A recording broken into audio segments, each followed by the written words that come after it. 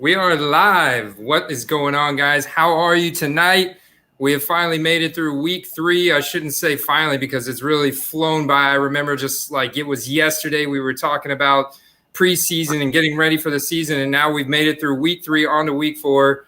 And some big takeaways that I saw in week 3. I was a little bit of a slow pace to start all the 1 o'clock games, but you do not want to avoid those chalk matchups, particularly the Seahawks and the Dallas Cowboys, because Russ continues to just be ultra efficient. Throw 5 touchdowns, just another day in the office for him. Josh Allen was clutch again. Nick Chubb is still an elite runner in the NFL. Dan Quinn is going to be the first head coach to be fired in 2020. The Falcons choke again. Not so good there. And Nick Foles is still shooting laser beams. All right, guys. Didn't want to miss that one. I know Brad Nolan did not. But, guys, we've got a special guest tonight. There's a lot going on, particularly when it pertains to cards. My sales have been slower and slower since the season started. So what better way to reconnect with my roots than a fellow tampon here from Tampa, a guy that has been collecting and investing in sports cards for a long time, a guy that I really am interested to pick his brain on his sports card knowledge and what he's seen. And also, I've got a few questions about his fishing career because some of the stuff I read about this guy is quite amazing. So, guys, please help me welcome the man, the myth, the legend, Michael Hamm. How are you doing today? What's going on? Should I call you Michael or Mike?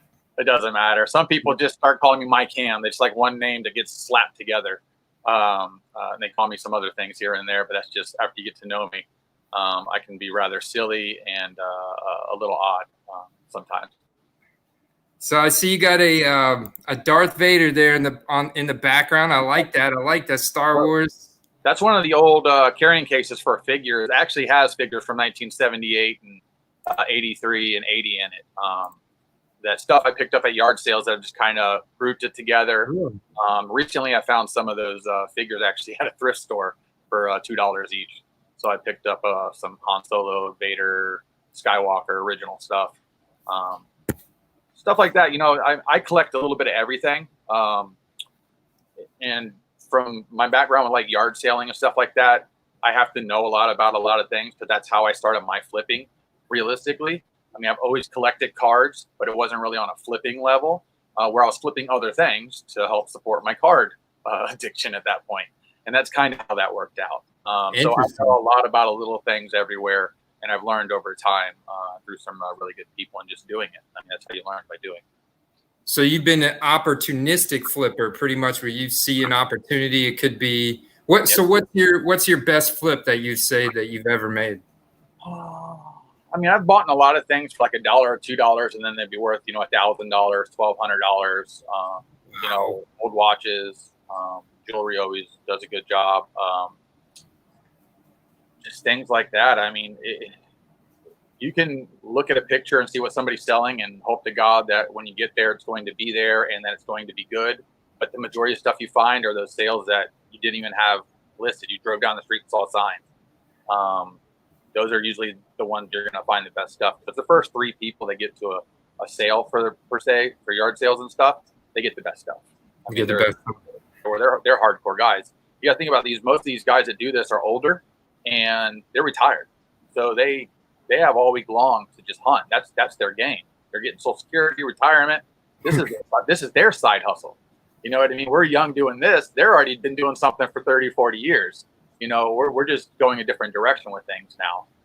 And they don't know nothing about what we do, which is an advantage for me because I'll pick up things that they have nothing to do with and no idea about and won't touch. But I know it's valuable. So that's my advantage at that point.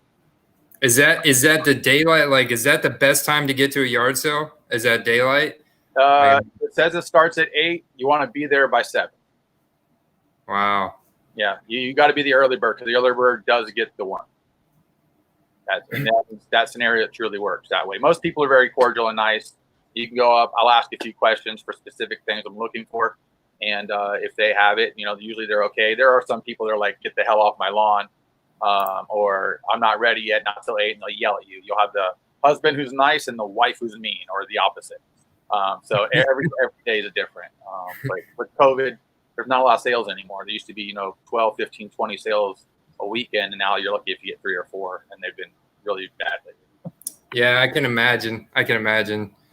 Those situations tricky. I like that hat, by the way, man. Go Bolts! And finally got our championship. Hopefully, the Rays, they closed out the Blue Jays today, and they can continue this championship year out, and then hopefully the Bucks host the Super Bowl. There you go. And we get the trifecta because those are our 3 teams. But shoot, the Miami Heat might win a championship.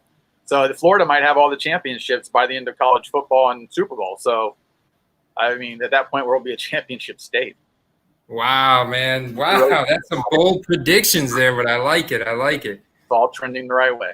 It's all trending the right way for Tampa. I see the duck there on the back of your wall. Yep. And something very fascinating that I read about you that I wanted to ask you about that said you have the unofficial world record for the most consecutive days fished. Correct. So basically I started as a New Year's resolution. And I went through about a year of it. I would post it on Facebook every day. As I got further into it, I would post a couple of days at a time. If I caught a fish, I'd take a picture of it, post it on my page, give everybody something to look at, follow up with me. And it became a routine, especially for people that knew me, that, hey, I want to see what Mike's doing today. Did he catch anything? Where is he fishing? And is there a cool sunset? I took a lot of sunset photos. Florida Sportsman ran a little one-page thing on me about 2 years into the streak, basically, because we called it the streak. And, it ended at 2017 days in a row. So I went fishing every day for a minimum. The rule was at least a minimum of 5 minutes of physical fishing, not me throwing out a rod with no bait on it. I was usually I'm a lure fisherman anyway. But there's days I go out for 3, 4, 5, 8 hours. So, but I'm not going to videotape that long because I don't have that type of equipment to do that. Yeah. It went along. I did submit to the world, to Guinness, and they came back with all this. Hey, what celebrity, what news station, who was covering you, who can vouch for this? Oh, man. That I had all the video. Okay. I have like 12 terabytes of video still on multiple hard drives, and they don't even care. It's just Guinness is just a ploy for, accreditation for themselves, basically. Really? Just sad because you think it'd be something you can truly accomplish, and it just doesn't work out that way, unfortunately. Yeah, because that's just doing the rough math off the top of my head, that's like 60 years or something, right? It's like 5.5 years. Man, that's incredible. So it's safe to say that you love to fish. I still love fishing. I become a guide because I think I'll hate it at that point. I want to enjoy it, and I don't want it to become a job. That's something if it was a job, it would have to be more of doing like TV stuff or shows and things like that. That would be by far the fun part of the job, I guess. But anything that you do when you get to that next level becomes much more daunting, and at some point it may not become as fun anymore. So that's just, I look at athletes the same way. Yeah, they play football, sport, it's great. All the other stuff that comes along with it, a lot of them don't want, and at some point it starts to weigh on them towards playing a sport, and, there's just the money at that point. Some people love the fame, some people hate it. Yeah. And that's their job. And they may love their job, and now they may hate the job. So it's just one of those things. Just in time, you got to see how the individual reacts to what happens around. No, that's a great point. I wanted to ask you, what is your favorite fishing moment, or what's your best catch that you made? My best catch is a 52-inch snook that was just over 40 pounds that I caught on a trolling lure for grouper that was fishing with off a pier in Clearwater, which is daunting. I use an 11-foot rod, a big reel, and I'm using a lure that you usually drag behind a boat. So you're not having to reel this thing in. And I have to reel this thing in as fast as I possibly can because these fish, when they're in mating season on the beach, they're super fat and they're heavy and they're huge and they're hungry. And they want to chase something. They don't want dead bait. They're active. They're moving around. And that thing hit like a freight train. And I had to hold on at first. I just held on. I couldn't reel. It was pulling too hard. I couldn't do it. I've caught big tarpon and stuff like that before, but that fish, when he hit, he had just another idea in his mind, and it was not to come near me. That by far. And then he stuck me in the hand while I was trying to take the hook out to release it because I had to release it. because it was well oversized. And so I in my original picture that I have on that, this is really before digital pictures. I have a bleeding hand in the picture. Oh my gosh, man! Yeah. Literally blood, sweat, and most likely some tears in there by the end. That was caught in the middle of July at night, and it's 87 degrees, no wind, pure humidity. You're just out there sweating, but you're just out there looking at fish swimming around, and all you want to do is catch one. So how does that compare to pulling a 5 out of 5 autographed? Because I imagine you've got some pretty rare sports cards. I wouldn't say like super rare sports cards. If I get something that's a 1 of 1 or a 1 of 5, I've never had like an elite card. I guess the closest thing to an elite card I have is a 9.5 true 9.5 Mike Trout autograph Bowman Chrome prospect card. That's my best card. All right, I bought that for $250 in his 5th year when he was playing baseball. All right, that card last I looked somewhere around $15,000. Holy cow! Now, do I wish I bought all of them? Of course I do. But did I? No, I didn't, because the market at the time, it wasn't about owning 10 of one card, 20 of one card to flip. It wasn't about that. It was about the long-term game, not the short-term. The market we're in now, I've never seen anything like this. And I don't know how long it can last, because I worry that at some point the flippers can't maintain flipping. Or if retail goes away and it becomes just hobby, people can't afford hobby. So what do you do at that point? Because I mean, I pulled a Lewis Robert /99 autograph rookie card out of Topps Chrome, green, out of a retail pack. In the past, those cards didn't exist in retail. Wow. Something like that. And if you did, it was a jersey card that nobody cared about anyway.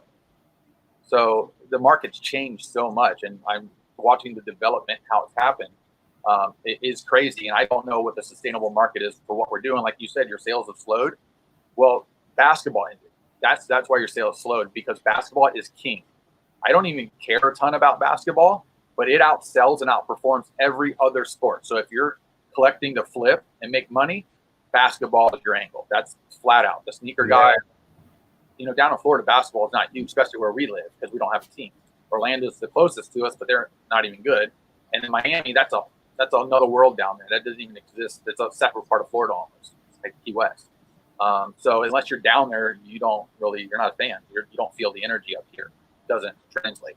Where in other states with baseball, they can feel the energy from other teams that aren't even located near them, because everybody kind of creates that next team that's going up, and they take it as their own, and they take that energy with them.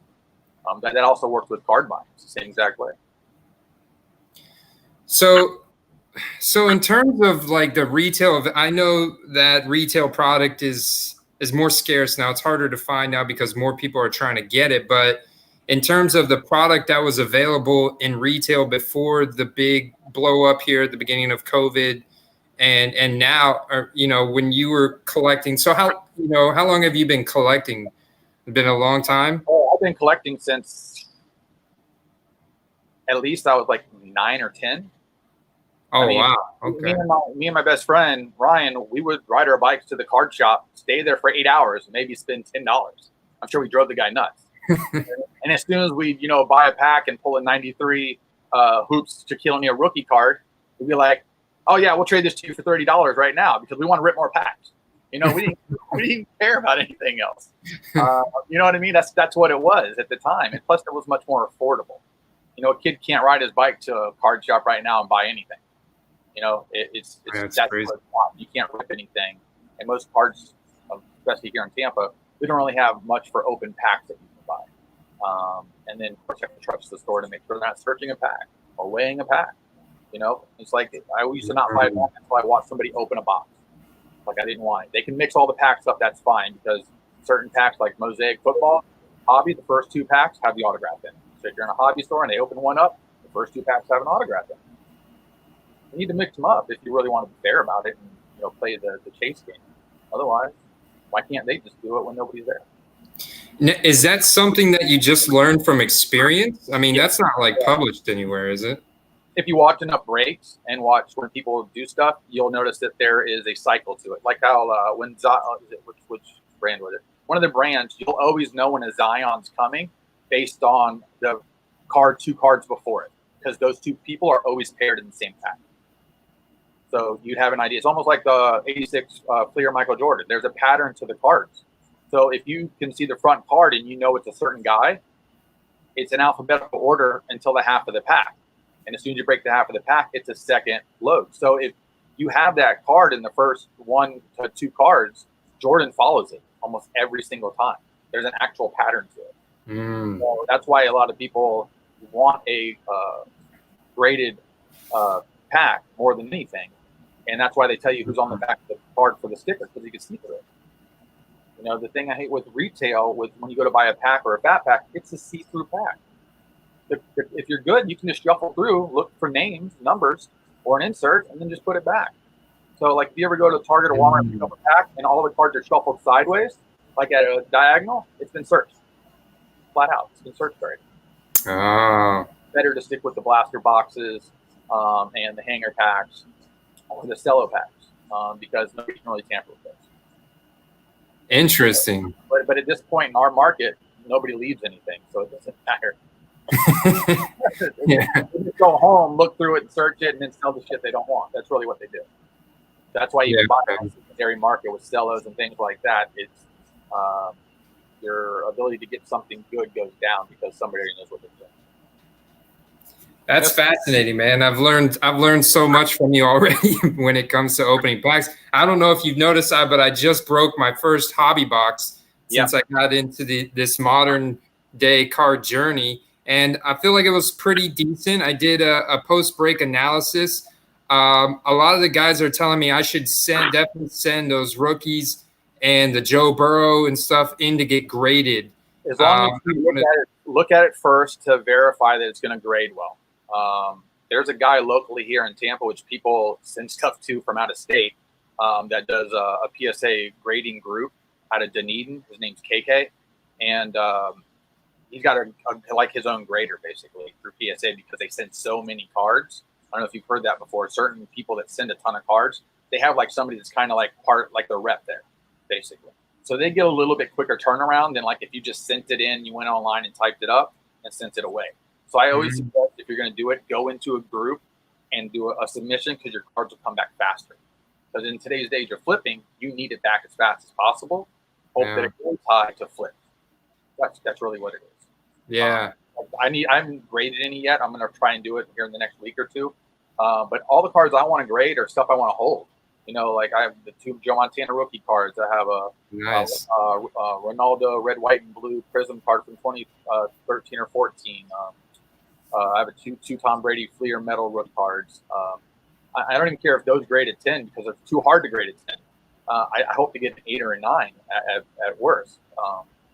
But the other thing we have to worry about is in the future, these cards, somebody's going to figure out how to start reproducing them on their own, making fakes. And they already make fake Mike Trout cards for reprints that people are like, is it a reprint or not? Even though it says reprint on the bottom, all they have to do is be dishonest and not print reprint. And then how do you know? All the cards. Yeah, that terrifies me. Buying from eBay, not knowing if a card's fraudulent. People like to buy slab, but there's already been confirmation in China. There's a company that knows how to make fake PSA slabs with PSA things. And all they're doing, that's why if you ever see people that cover up the serial number on a card, they do that so it can't be copied. Because all they need is the serial number, a fake card, and slab it. You're not going to be able to touch it, look at it, do anything with it. You know, you just got to hope that you have the right one at that point. And that's why a serial number card is so valuable. It locks it in for you. But, you know, it just matters what you want to do. And that's usually long-term hold stuff or quick flips if you can get it graded fast enough. That's why I like to, when I break my packs on my channel, if I pull it, you see it. You know what it is. So, I mean, I can always verify mine is real because it's there. I don't open anything without being on channel at all. I like that because that's how you know it's real, and also you have your proof. So any mail that you get from eBay or even like the different retailers and shops that you're getting, there's your proof that you opened it. This is what was in it, and this is what happened, etc., etc. I'm just reading through the comments here. JJ Bama was asking what my favorite lake in Tampa is. There's a lake at the base of South Tampa just before the actual Air Force Base in between MacDill and Hines. For some reason, the name of the park, I just lose it right now off the top of my head. But if you just follow McDill or Himes all the way down to the base, there's a park down there with a giant lake attached to it. You can't keep the bass in it. It's a very big lake, and it's very deep in the middle for Tampa, I guess. That's pretty deep. And you can take little boats in there, just can't have a combustion engine on it, basically, or kayaks. But it's got a lot of bass in it all the way around, and even in the deep areas. Nice. Oh, I'll have to make that a mental note about that. The biggest one I caught over there is 10 pounds. So there's 10 pounders in it. Wow, dude, a 10-pound bass, that's a big bass. Yeah, and I caught that at night on a rattle trap. So but I don't suggest you go there at night. The mosquitoes are really bad. Get eaten up, huh? Yeah. Really pretty much anywhere. Let me give a couple shout outs here because you were so David Hunter in the house, ready to dig in. JJ Bama, what's going on, man? Brian Kingsley, how you doing? What is up? Let's see. Anybody else? A lot of Brian and Kingsley. JJ Bama got the favorite lake. Brian says the hits are known and many boxer runs are known too. So if there's one more set that I mean, because I'm looking at these prices of the Mosaic, and what the Hobby Boxer Mosaic was like $650. That's what it started at. Now they're like $750, but they have three versions of the box. So I mean, there's the quick huddle, the fast break, and then there's your regular Hobby. And then in retail you have a hanger, a cello, a blaster, and a mega.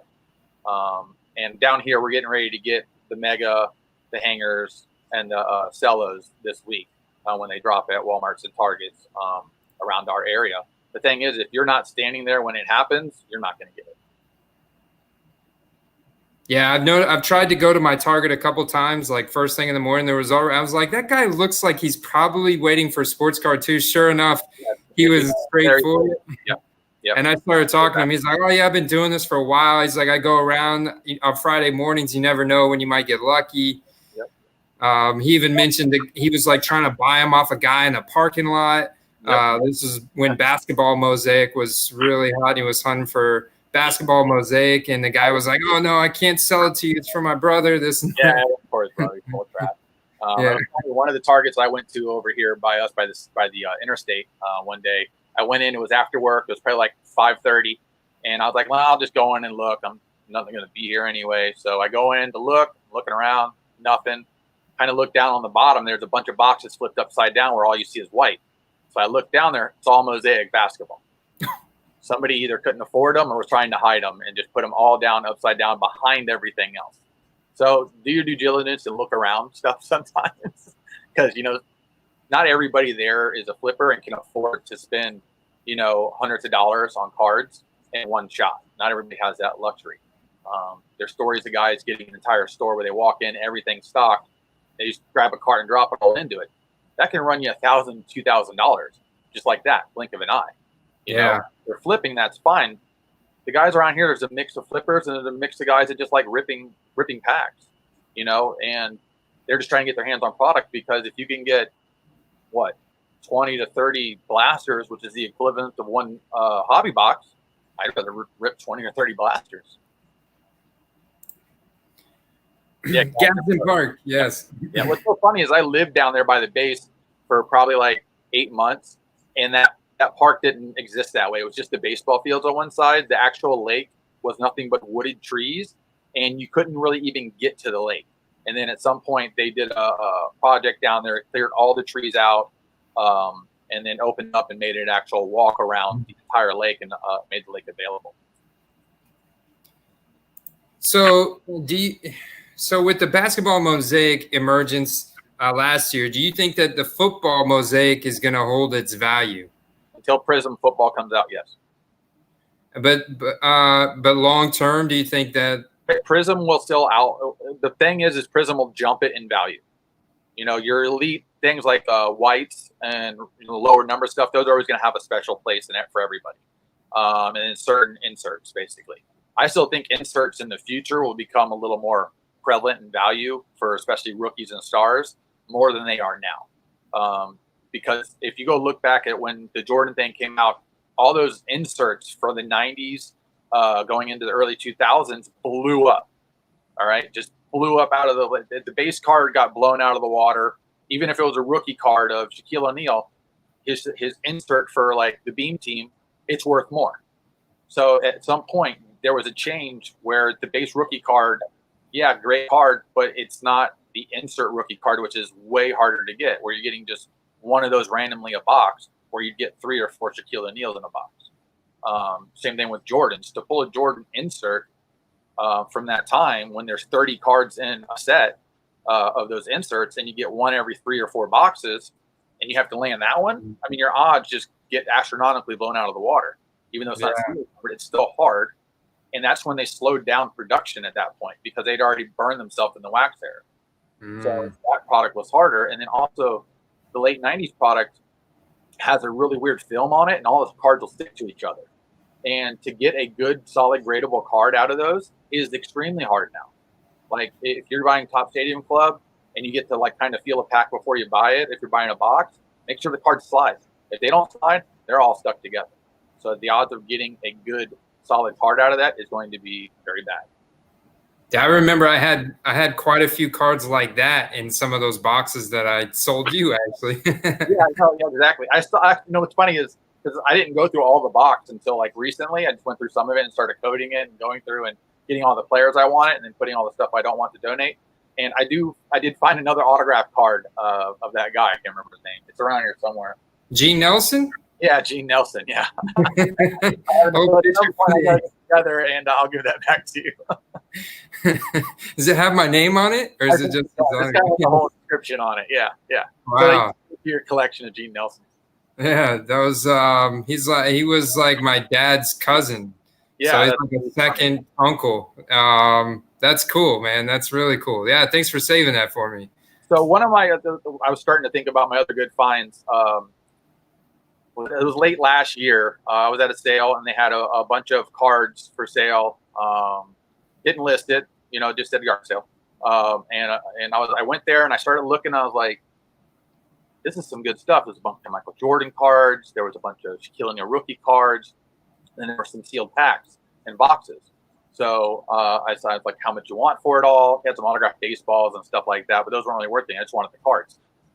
So we ended up making a deal for like $120 for all the cards in the boxes that he had. Well, one of the boxes he has is the 1993 SP Upper Deck, which is Derek Jeter's chrome foil rookie card. That is, I don't even know. Last time I looked at it, was like $4,000 for the box. So I have one of those. So if I bought so much stuff, honestly, I probably paid $3 for the box at the end of the day, based on how much stuff I got that was valuable. I also have a picture of Michael Jordan. I'm not even sure it's a real autograph, even though it has an authenticity on the back, of him pitching for the White Sox, and then it's autographed. I got that there too. As well as, you know, a bunch of like Tony Gwynn autograph cards, stuff like that. That, you know, it's like, okay, I'm not gonna fight you for it, but. So you've done really well, like in an in-person, you know, estate sale, garage sales type of scenario. Yeah. Again, that's just one of those things that most of the people that are going to go to the sale aren't looking for that. They don't know enough about it. And it's just, knowledge is power when you're at a yard sale. At the end of the day, it really is. Most people today, they go to an estate sale, they're on their phone on eBay trying to figure out what they can make a buck on. That's really what they're doing. You know, I was at Walmart earlier today. There's 2 guys walking around with a cart, just looking stuff up online on their phone to see what they can make a buck on. They ended up buying ladies' pink weights, because there's a shortage on getting weights, I guess, in this country. So if you go to Walmart right now, you can't pick up a 5-pound, 10-pound, 12-pound dumbbell. They're gone, you know, because everybody's at home, so they're working out at home. So they're either working out or they're collecting, investing in sports cards, right? That's basically what it is. Everybody has an angle, and you just got to figure out which one you want to be within if you want to do it. That's fascinating, man. So from a so you're obviously very much so an investor, but you're even more so a collector, it sounds like. Yeah, I like to hold more long term for a lot of things. I collect. Like I was telling you, I have books of just players. I've actually gotten rid of the books and just taken them all out and penny sleeved them or put them in hard cases. With the market the way it is now, everything's gone up. You don't really want to put it in a sleeve in a book anymore. So I've taken all those out. And plus, the books take up so much space. So I have a wall over here of just nothing but card boxes of stuff. And then all my really valuable stuff is locked up off site. It's not even at my house. Like my Mike Trout and stuff, that's in a thing. That's not here. Because God forbid my house burnt down or somebody tried to rob me right now, they'd walk into this room and go, I don't know where to start. It's like my room looks kind of like a wonder room right now, the way it's set up, just because I have so much stuff. And there's so many little things I'm interested in that you couldn't tell what was valuable and what wasn't. You'd be stuck in there for hours going through stuff. That point, you just get caught. I don't know what to steal. We need it all. So JJ Bama says, how much will an effing Prism box cost, though? My luck, I'd pull a Carson Wentz. Yeah, Wentz look terrible. I don't know. They're probably going to retail around the same as Mosaic is now, at around $750, I would think, $950. But I saw somebody showed me what the original retail purchase for a seller is directly from Panini, and it's somewhere like around $140 a box. And then they retail it for $700-800. So yeah, what I was talking to Ziggy about is it's not Panini that's setting these prices. That's the distribution level that's getting greedy and capitalizing on the current demand. Well, what Panini did is doing. I don't know if you've been on their website when a product goes live and you can buy it as the product goes down in price. Starts at a high number and then it comes down. People buy it at the high number. That's why it sells out at a certain price. So they almost set the market. They're making us set the market almost by doing this.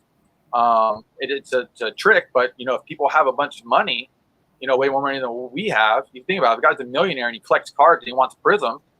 He'll pay $900 a box. He don't care. Yeah, that's not a big deal for him. So when retail comes out, it's going to be a shit show because that's even more expensive than what everything else is right now. Because you got to think Mosaic is leading into Prism. But this is the only nice chrome card. Most cards have players in their uniform for the first time on a nice card stock with good images on a very collectible card. And Prism is just that next level. And what they've done this year, bringing the color blast in and changing the the stained glass. I don't know if you've seen those yet, but if you can get all Rogers, and if you can see that, imagine that in a hollow foil with the background with the Prism. I mean, that card's it's going to be beautiful. It's a piece of art at that point. It's not art anymore. It's another level. Yeah. Inserts and that type of stuff, and if they do dragon scales again and things like that. I mean, that'll be the closest thing to mirroring basketball for the collection, especially for anything that's retail and hobby mixed. Because everything else can be hobby exclusive, and not everybody can get their hands on it. That's why you go into breaks to take your chance. Yeah, that's very interesting, and I'm wondering on that topic. David Hunter says, speaking of demand, I saw PSA maybe raising their prices per card too to take advantage of the crazy influx. Well, it's not necessary to take advantage of the influx. It's to take advantage of they need to bring more people in to do this. They need more space to do it. They got to buy more product in order to do it because those cases and stuff aren't cheap. They're not manufacturing. They're getting them all from China. That was their delay. That was why they got backed up. They couldn't get product. All that stuff comes over on a ship, not on a plane. It comes on a freight, and then it gets distributed through their company. So they have a deal with somebody in China or Hong Kong or whoever makes it. And that's what the holdup was. It had nothing to do. We just don't manufacture enough of these things in the United States to get stuff locally. And so we got handcuffed by that. That's really what happened. But all these ratings are going to go up because think about it. You take a $10 card, you send it to PSA, especially a newer card, it grades a 10. It's a $100 card. Right? You just made $90 on that, and you spent $20 to do it, so you're 30 in. And if you want to, you can sell it for 90, and you make 60 because you graded it. But nobody's going to pay that for it raw. So they know that they're creating a market because of grades. So they can charge up to a certain percent no matter what, and still nobody's going to stop doing it. Yeah, you kind of have to. I mean, what do you feel though about using SGC or Beckett? SGC has always been known for their vintage, like I'm talking early 1900s to like 1930s and 40s. They were always the standard on that. That had nothing to do with PSA or Beckett. People just started going to them over time. I prefer SGC for older cards like that too, just because they grade them, understanding they're older and knowing that condition is not going to usually be great. Or PSA just takes it and acts like it's a regular card 1 through 10, and then just throws a number on it based on how it looks. They're not really going off age, knowing that 90% of the cards are going to be off center. They're going to be cut funny. They're not going to have sharp corners. They don't. Their accountability for that's different. What stinks is when you talk about all these grading companies. Have you ever seen a PSA rep talk about how they grade a card? No, I haven't. No. Even when the guy that owns the market movers tool, I can't think of his name right off the top of my head. Jeff Wilson. He had that one guy on from PSA, and he just kind of gave him a bunch of softball questions, and it didn't even sound like that guy even knew what he was really talking about. Like, I don't even know if he even graded anything. I want a grader to come on and explain, what do you look for? How do you do this? What are you taught? Because if we know what to look for, we know what to send better cards in for. There's always going to be the novice guy that's like, I love these cards. They got to be great on to send them in. Just doesn't know any better. Yeah. He'll learn his lesson real quick when he gets them up to 6s and 7s back. Because a friend of mine showed me a bunch of Michael Jordan cards. Like, this card's worth a lot of money. I was like, 3 of the corners are white and it's a blue card. This is bad. This is not good. Yeah, it stands out. Those corners stand out. And it was like a 1990 Michael Jordan card. I'm like, even after that, it's still not worth a ton anyway. But he just saw a graded one, thought it was worth a ton of money. He thinks his book's now worth thousands of dollars, and it's worth like 20. So, it's the education portion of it that people need to just really dive into and get good feedback on what they truly have. The problem is there's people that want to make a buck, so they're not going to always be truthful. That's the disappointing part. Yeah, one of the first cards I bought, that was this Tom Brady rookie card, and I don't think it's a reprint. I bought it from this lady who was reselling. I bought it off Facebook Marketplace. I met up with this lady in Florida, and she sold it to me for $45, and it's the one in his Michigan uniform, but it says the Patriots logo at the bottom. And which brand is it? Do you know? Off top? Instant Impact. Okay. Yeah, no, that's probably his regular rookie. That's not one they're really going to fake. That's not a highly valuable Tom Brady rookie card. Like the playoff one, contenders, they autographed. They fake those. You can buy a reprint online for $30, $20 on Facebook, or even eBay. So, they already faked that, just like they faked the Mike Trout rookie cards from Bowman Prospects. Just so people like, oh, look, it's like when they fake a Ty Cobb T206 card or a Babe Ruth chewing tobacco card. They can make them look just like an old one, but they're not.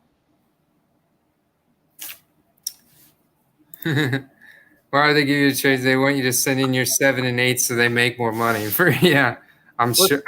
My Tom Brady said I want to send in. It's a foil front card, and I honestly think it's the most underrated Tom Brady rookie card out there for a nice card, because it's a solid hollow foil card, and he's in the Patriots uniform, and it's a good-looking photo. I like it better than pretty much all of his other rookie cards. It's a horizontal, the Fleer metal. Yeah, I've seen that one. Yeah, that's Fleer metal cards are really hard to grade. They're really hard to get in good condition. They came out of the pack messed up. All right, and it's a tough card to grade. And there's the only variation of it is a green colored parallel in the background. So you either get the base foil or a green foil. That's it. So, yeah, that's a good. I want to parlay on that, because when I started this channel, I started talking about investing in wide receivers and tight ends and running backs, because that's where I wanted to go personally with my investments and collecting. And lo and behold, there was a huge increase in the prices and demand for those cards, and I made some pretty decent money when the season started using Starstock. And it's really kind of slowed down here the last couple weeks. And I want to ask you, is this something that you've seen in previous years? And if so, how do you think we should approach the current football card market specifically? So no year has ever been like this year, ever. And it's because people started using cards as an investment property. Not just for collecting, not long-term, not short-term, overall investing. With this market mover tool where it shows it as a stock market, I deal with a little bit of stocks that I buy and sell. Again, I'm more long-term. I'm looking for my future. But if you're trying to make the quick buck, a lot of people that make the quick buck, they always look back. Oh, I had 10 of those cards. I should have held them. If you're making your money, make your money and move along with it. Don't look back at that point. If you think it's a great player and it's going to always go up, just let it go up. Only get out of it when you have to, and that's why I always laugh. Some people are like, hey, I need to sell this to buy a better card. I'm like, well, what are you buying that's better than what you have? Because you have a great card. And then they tell me some weird player, and I'm like, but he's not going to be a Hall of Famer. What are you doing? I mean, that's a stupid move, but that's not my opinion. Or no, that's my opinion. That's not their choice. Basketball drives me nuts because the price that you pay for a guy that will probably not come near touching the Hall of Fame for his PSA 10 Prism card is ridiculous. Ridiculous. I'd rather go buy a Joe Montana rookie card or a 7 Wayne Gretzky rookie card, something that's going to always be valuable, always go up, because those guys have already done it. So when I refer to somebody like Brady, Trout, Mickey Mantle, just guys that have already done it or are playing long enough now that they're always going to be valuable, I call those forever cards because they're never going down. Unless the bubble blows up or we go into chaos, it's not going down as long as people are collecting cards. It only goes up, never down. And every time one card sells, like the Mike Trout 1-of-1 that sold for, I don't know how many millions of dollars that it sold for, I can't remember off the top of my head, that makes all those cards all the way down to the one I have go up in value too. So there's definitely a staircase or trickle effect that goes on from the top to the bottom. Just because somebody sells the elite card and you don't have it doesn't mean your card doesn't go up with it, because they just created everything else to go up the same way. Where are you at, David? Maybe we can meet up and we can see how much we're alike.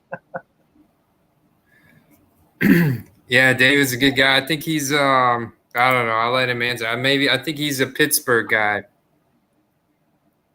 or a Pittsburgh fan. Earlier you were talking about Russell Wilson. He's doing really good on my fantasy league here in our league. So. Oh, dude, yeah, I'm doing terrible in that league. You're doing really well, man. You're doing really well. Russell Wilson's crushing. 8th or 9th in the league too. I didn't have a great spot to draft. I just had to kind of reach for a few players that I felt that were going to be just good enough consistently in order to apply during the league, and then get enough of the same people for certain positions. Because like I have Godwin, who when he plays it's great. When he doesn't play, I have to jump over. But then I have Gallup and Jefferson for the Vikings. So I have. Yeah, that's one thing I didn't mention. This is going to be pretty interesting, Mike, because Tennessee won, but we have our first little COVID outbreak in the NFL. And I don't know if you guys saw the news today, but they've already postponed the game in Pittsburgh, Tennessee at Pittsburgh this weekend to Monday, possibly Tuesday. How that's going to impact our fantasy rosters is going to be pretty interesting. They're going to have to extend it. They're gonna play up to a week, or they're gonna have to make a makeup game, and at that point, you got to hope your bench is going to be, strong enough to help support your team at that point.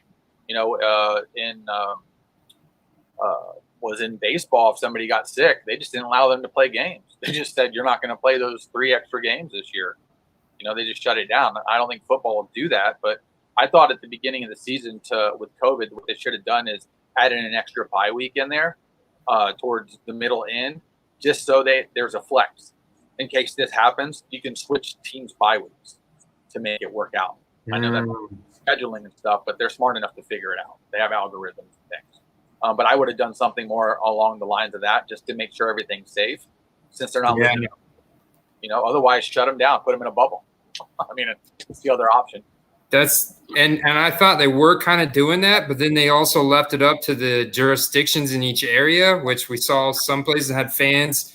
And I was watching with my wife. She's like literally cringing. There's 20,000 people in that, and I think, a lot of doctors would probably agree to the same fact, but I'm not really sure how COVID really reacts with open air anyway. I mean, if you're all wearing masks, you're not touching each other. Remember, it's got to get inside your body, and the easiest way is your eyes, your nose, and your mouth. If you never touch that, I guess you got to get really close to somebody to get them to breathe on you. Outside of that, you're not just going to get it. It's not quite how it works. The Titans game is pushed out of the week, so will have impact on all. Yeah, so one thing that I was listening to on a podcast, something that I'm going to do in our fantasy leagues, is I'm going to increase the amount of bench spots. I think that's really I think that's really the only way that I can combat the as a commissioner the COVID, scenario with, and You can do it just during the duration of the issue. Also, it doesn't have to be all year long. You just wait till there's a thing, and then you open it up for that week. Or you'd have to open up for the whole thing. You couldn't open up for just players on teams because everybody has spread out team players. But that would be the best thing is just expand the roster by a couple players. He said, "I'm hoping the Chiefs get COVID." So you need to hope Patrick Mahomes gets COVID. Don't worry about the rest of them because without him, that team is not great. I mean, yeah, and at this point, I mean, Russell Wilson, he's a good guy. But, I mean, seriously, like it's coming down the way I see it right now in the NFL. We're looking at like Seattle, Tampa Bay in the NFC Championship game. I already felt Seattle and Kansas City are going to be the matchup going into the Super Bowl out of the AFC, 100%. And as long as we're healthy, Tampa, the way we are, we're only going to get better through the season. And our defense is healthy, and we're going to stay there in that top 5 defense, and we have a top 5 offense. I'm not sure who's going to really be able to mess with us, to be honest with you, at that point. We have a rough schedule, but so far, outside of our first game, which the Saints aren't looking, as good as they did when they played us, and that was, I think, lack of us having that playing time together in a real live action. I was going to say that, man. Drew Brees doesn't look like he can throw the ball further than 20 yards down the field. I don't know what's going on with that. I think he's hurt, and when he didn't have Michael Thomas, the defense plays differently. So, and he's not used to that. So he can't do what he did before. It doesn't work the same way. Anytime you take a key weapon like that, who's a top 1-2 receiver in the league, away, a team changes the way they play you completely. So at that point, you have to come in with something that's a bit different. I thought they would do more trick plays, to be honest with you. Ziggy said, "What's up, Ziggy?" I like his candor here. Drew is done. Put a fork in him. This is last year. Well, if not, then Jameis Winston steps in. And I went when we were already getting rid of Jameis Winston and his cards were really down. I went and bought a couple of his better rookie cards that were autographed that are low numbered, like to 5 or 2. They're like $40. I was like, oh, wow, that's for a quarterback. For a quarterback, and those are playoff contenders cards, and one's in his FSU uniform, and one's in his Bucs uniform. So I can always one card goes one way and one card goes the other because there's the FSU fans that want it, and since he's no longer in the Bucs, unfortunately, that's his rookie card. The FSU card may be more sought after at some point, especially for those people that like FSU. Yeah. And it looks closer to a Saints uniform, I guess. So with Jameis, it's no longer a matter of if. It's like when he becomes the starter. I mean, that rookie card's probably going to go through the roof, right? I mean, he comes out and plays 1 or 2 good games, and they have Michael Thomas there. He's not going anywhere, and he's healthy. Kamara just signed a deal. He's not going anywhere, and as long as Peyton's the coach, it just comes down to if Jameis throws turnovers.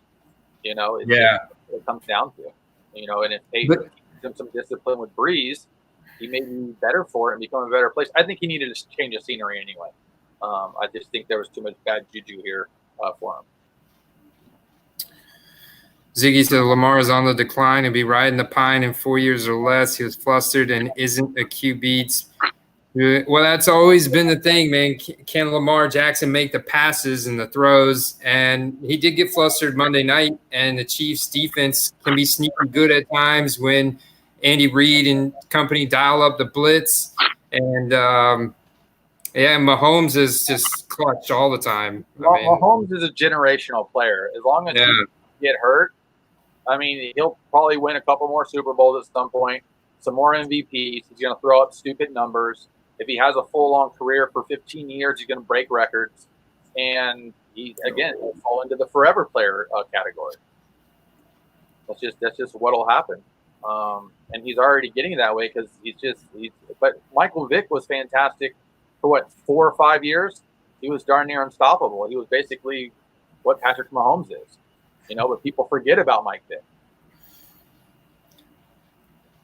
Yeah, I agree with you. I just, what is going on? Matt Sadzinski, yo, and JJ Bama's bought some colored tops 2015 Topps Chrome color parallels of Jameis. I think that's a great investment. Yeah. You'd be prepared to hold on to for a year or so, but you're in really good shape there, right? Yep. And I see that's where I like to be. I'm not always about trying to get the guy that's gonna just go up because, like I said, basketball is different than every other sport. And what showed me that is when baseball came in and players would do good for 1, 2, 3, 4 games. It took a week before people really started to buy the card, before they really started to invest. Where basketball, a player can take a game over by himself, have a great game, and then his card booms just immediately. Look at the bowl thing that happened. He had a highlight during a practice, all right, in one dunk, and his cards went up 100, 200% out of nowhere. I think he'll be a good player still. I think this last basketball class for a whole class is going to be one of those that are very comparable to that 86, 87 Fleer with Jordan and everybody else in it. This is the next wave of a generation that are coming in. LeBron's phasing out. KD's phasing out. James Harden's getting old. Steph Curry's getting old. We're at the next wave. Luka is the face of the NBA. If I was going to invest in somebody, I'd invest in Luka more than anybody right now. That's where I would go in basketball. 100%, I would go to him. Now, when you're trying to flip, that's different. You're looking for matchups, teams that are going to do really well, players going to new teams. Like if the Lakers add, a top player in the league, that guy's card's going to go up, especially in the Lakers uniform, the first couple things that come out. Those are the things you target. But you have to target it fast and flip it fast. Otherwise, you wait too long, it fizzles out. Hey, what's going on, Steve? So, Mike, bringing it back to football, like what do we have to do in the football card market to get that same basketball-like demand? Is that ever you think going to happen, or what do we need to see happen for that to what do we need to do to make that happen? I think the difference between the basketball market and the football market is the sneakerheads that have come over. The hip hop group of people that have come over. I'm not going to be surprised next year if you start seeing players start pitching their own rookie cards, pitching their new cards that come out. I'm waiting for some guy to walk around with a gold chain with a PSA 10 LeBron black on it. All right. Because then he's walking around with, like a $500,000 card on his chest.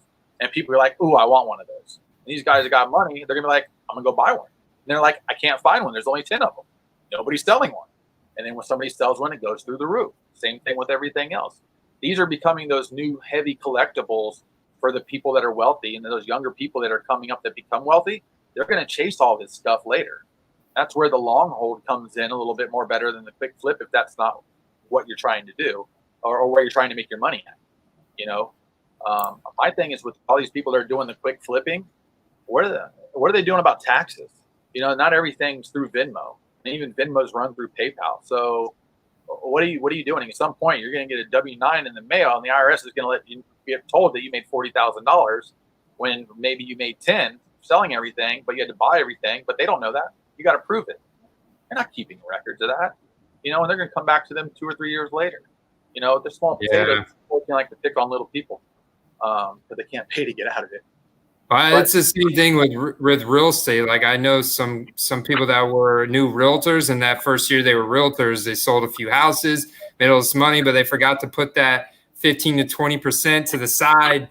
Yep. And then they got those W-9s, and then all of a sudden they were definitely screwed. When you start dealing with that much money, you want to pay taxes quarterly throughout the year, so you don't get hit with something on the backside. Plus, it helps. Your expenses can go in stuff like that to help balance everything out a little bit better. Ziggy says, nobody ever wants to talk about taxes like nobody's making money. That's why it cracks me up. I sell a bunch of stuff on eBay, and I hate it because then it goes through PayPal, and then PayPal sees this. Let's say I sell a card for $1,000, but I bought it for $600. I now have to prove I bought it for $600. Otherwise, all they see is $1,000 profit. So that's where it starts to get a little tricky if you're not keeping your book right. So we had our first tie in the NFL this last week. Cincinnati, Philadelphia. They played for a tie. That was horrible. I was actually predicting that Cincinnati was going to beat Philadelphia, so I was very close on that. But I've been very bullish on Joe Burrow, and my conviction around him as a player and a future investment continues to build. I want to hear what you think about this. I just bought earlier today. I bought a lot of 3 of his base mosaic rookie cards for $20 each. I wanted to get your. Yeah, that's fantastic. Okay. Yeah, I mean, because think about it. If you bought a blaster box for $20 retail, if you could even find one, they're $85 on the secondary market. You're not even probably going to get a Joe Burrow on that box.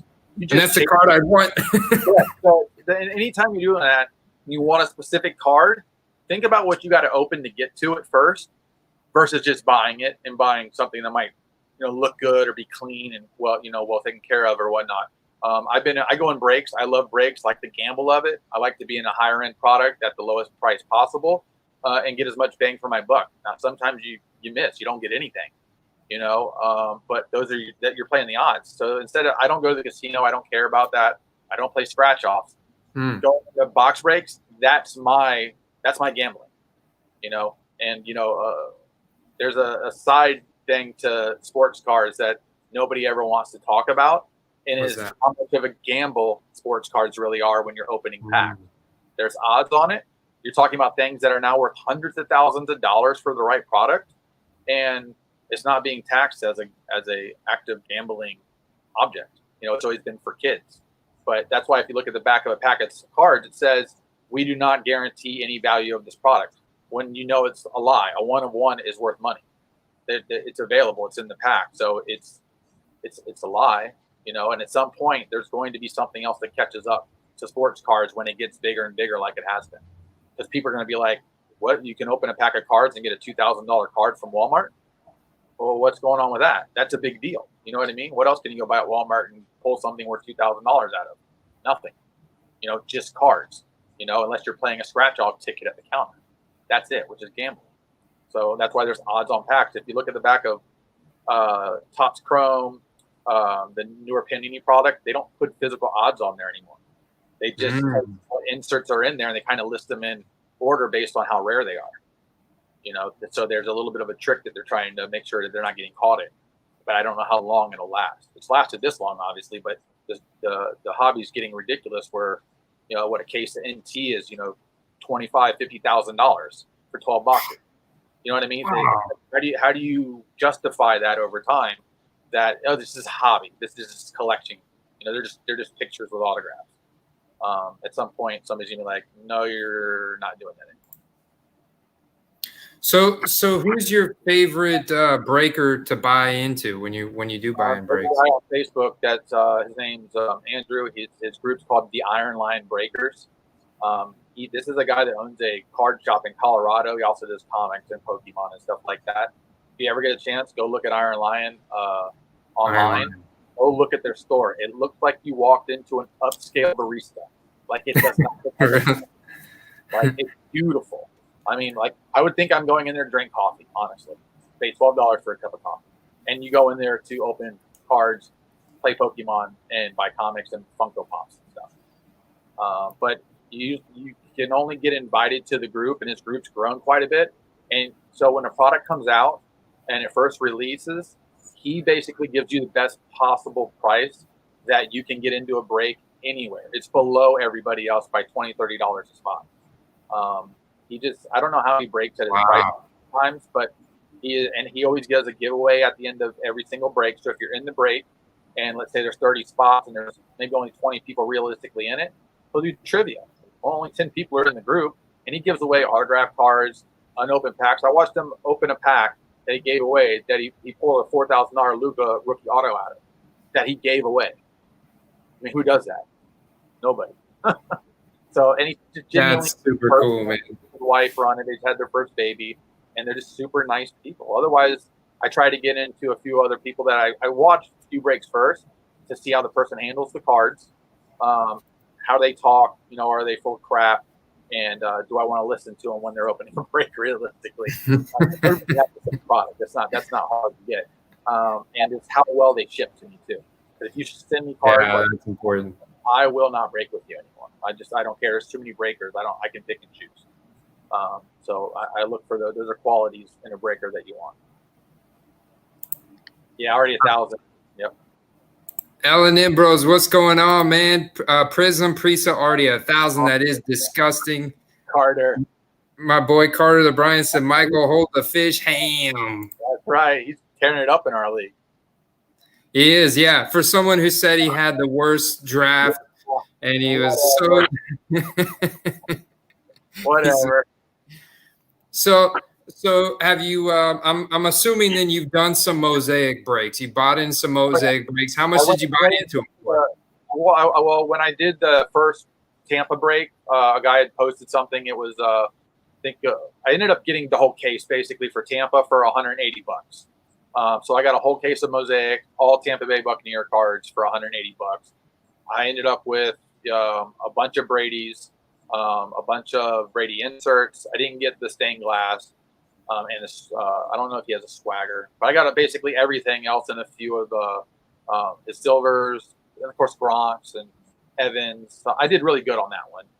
There's some I do good on, there's some I do bad, but you want it. There's so many rookies this year, especially that probably a third of the break is all good teams. So a lot of breaks, if I get in cheap enough where it's a random versus just a team where you're playing even more luck, I'd like to get at least 2 spots. And I always back them up back to back in the on the list. So I'll pick 2021, 3 and 4, 5 and 7. Okay. But sometimes people don't randomize your number you pick because people feel that's their lucky number. So they don't do a random on that first and then a random on the teams. They just do random teams. And then others do both randoms. So you get a spot and then you get a random team after you random your spots. So it's a double random. And they just do that so it's not where somebody's really foobarring it or making it look like they're favoring an individual on a break. But I've been in breaks where, for a week where I break with somebody like Iron Lion on a certain product for almost every day, I'll get into at least one if I can get in. And the same other people are in those breaks, and there's just like 1 or 2 people that are just the luckiest sons of bitches in the world. They can have the team and hit a 1-on-1, and nobody knows what's coming out of the box. It's live and everything. And it's just like, you son of a bitch. I told the one guy, cool. This person's in the break. I don't want to be in it. Just take me out. I don't care. Yeah, I mean, with the Prism 2020 coming out $1,000 pre-sale, I feel like I want to get in on some of that action, but I don't feel comfortable at all paying $1,000 for a hobby box. You go into breaks. You do not try to go buy a hobby box. You go into breaks for hobby, and you try and get randoms. And that's the best way, because as soon as a product comes out, your first couple breaks are going to be the cheapest ones you're going to find, unless the product tanks later, which it will not. So at this point, you're going to go in and hammer it the first week. Save up your money now, hammer it the first week, and see what you come out with. The thing is, if you get good stuff and you want to grade it, you still got to wait another month before, if you're lucky, to get it back. So it's at a point that's all about flipping raw, which I know you like anyway. So yeah. That's where your window is going to be, because the Joe Burrow Prism card, a base, I'm assuming it's going to start at $120, $150 fresh out the pack, without a blink of the eye, and if he's still playing good, because remember, that's multiple games. Prism doesn't release until I think November 4th for hobby, and then it probably won't hit retail for a week or 2 after that. Wow. So you're talking about, a whole nother month of games to figure out where certain players are going to be and who's going to be the most valuable player coming out of that at that time. So, and that's going to continue to drive the product up, without a doubt. But he's number 2 in passing attempts in the NFL right now behind Dak Prescott. They're letting him throw the ball, and he's getting better week after week. And so I think by the end of the season, Joe Burrow is going to be, a lot better than he is today. His biggest benefit of going to the Bengals, because most quarterbacks go to a team that don't have any good receivers. The running game is shit. God forbid they have defense. He's going to a team that has a Hall of Fame wide receiver, another very good wide receiver, a good tight end, a good running back, a good offensive line, realistically. So they're already got pieces together. They just got to figure out how fast they can get this thing really moving before AJ Green has just nothing left in the tank. Yeah. Coming down to, or if they trade him and get a younger guy. They're in a really good position, and he's in a good position, because most rookie quarterbacks come in and they don't have anything good to help them out on the teams. That's why they usually like shit the first 2 years. No, that totally makes sense, and I'm just catching up with some of the comments here. I like TJ Hawkinson, that guy that bought that TJ Hawkinson. I do like TJ Hawkinson. Yeah, man, that sounds like a really good buy. I think he said it was an optic numbered. That was L&M Brady. That's incredible, man. That,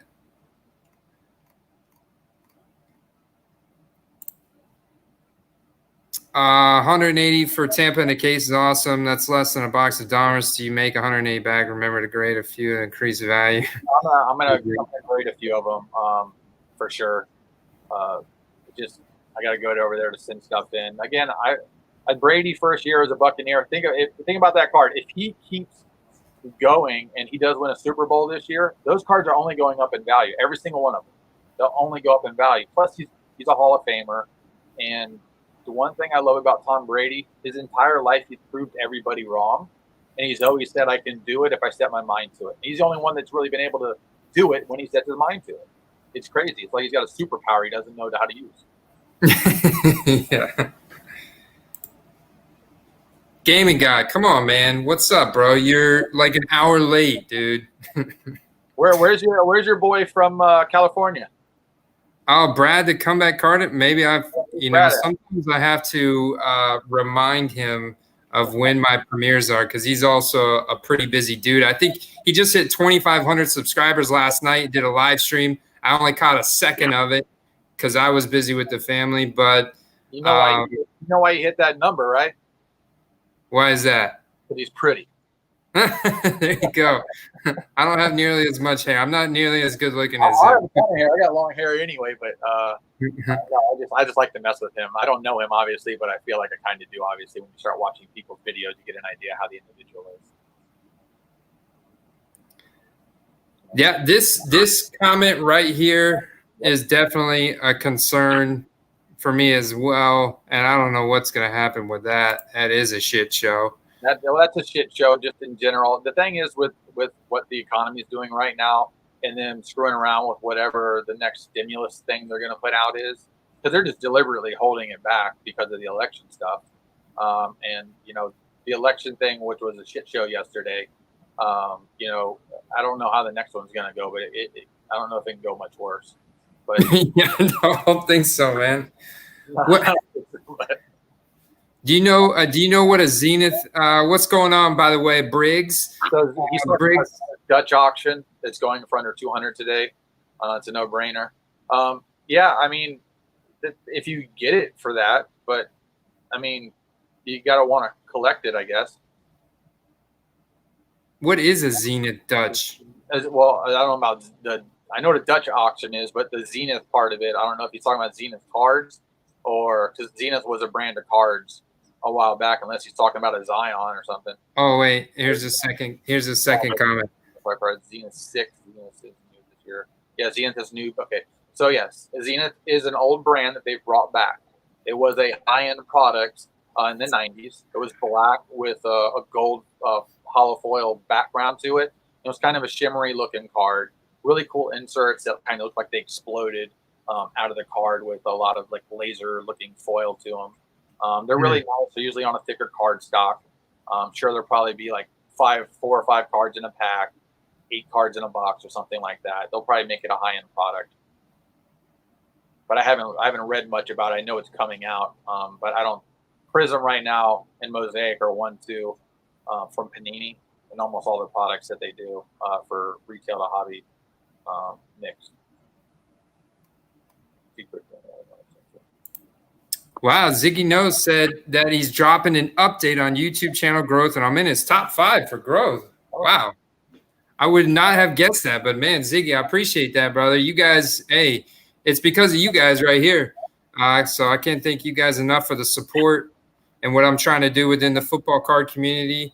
I saw Anthony Malone Money Mindset on here. What's going on, man? I'm sorry that the Giants got stomped this past weekend by a really banged up 49ers team that Jerick McKinnon should have gone off a lot more, but it was man, Giants not doing too good.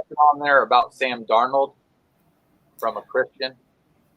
There's a Sam Darnold question. I wouldn't invest in Sam Darnold.